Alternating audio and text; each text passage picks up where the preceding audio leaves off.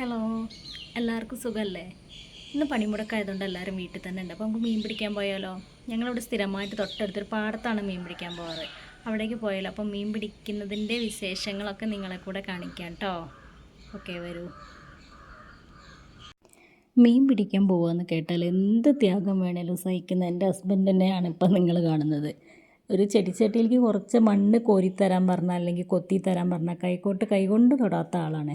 മീൻ പിടിക്കാൻ പോകാൻ വേണ്ടിയിട്ട് പറമ്പ് മുഴുവൻ കിളച്ചിട്ട് വേണമെങ്കിലും ഞാഞ്ഞൂളിനെടുക്കും. ഈ ഞാഞ്ഞൂൾ എന്ന് പറഞ്ഞാൽ മണ്ണിര. ഇതാണ് അവർ ഇരയായിട്ട് സാധാരണ ഞങ്ങൾ ചൂണ്ടയിൽ കോർക്കാറ്. പിന്നെ അവർ ഇടയ്ക്ക് കാണാം മൈദയും വെളിച്ചെണ്ണ എന്തൊക്കെയോ മിക്സ് ചെയ്ത് ഉരുളകളൊക്കെ ആക്കിയിട്ട് കൊണ്ടുപോകുന്നതും കാണാം. ഇന്നിപ്പോൾ ഇഷ്ടം പോലെ ഞാഞ്ഞൂളുള്ളതുകൊണ്ട് അതിനെയാണ് പിടിച്ചത്.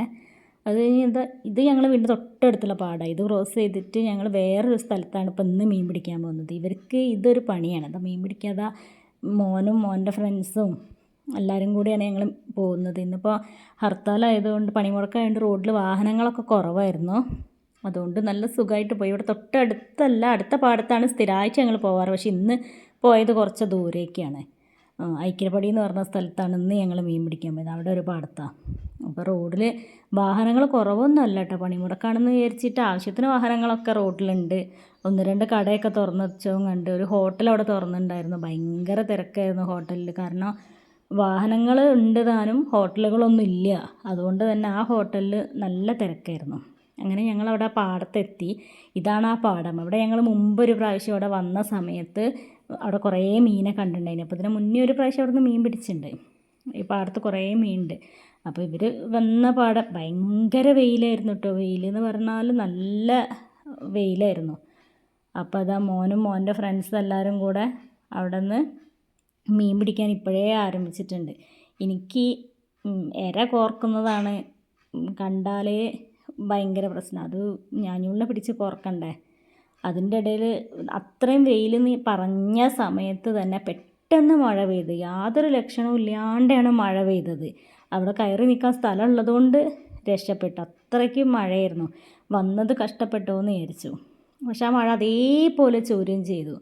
അപ്പോൾ അത് അവർ വീണ്ടും അവിടെ നല്ലോണം മീൻ ഉണ്ട് കേട്ടോ. മീൻ ചൂണ്ട ഇടുന്നതിനനുസരിച്ച് മീൻ കിട്ടിക്കൊണ്ടിരിക്കുക.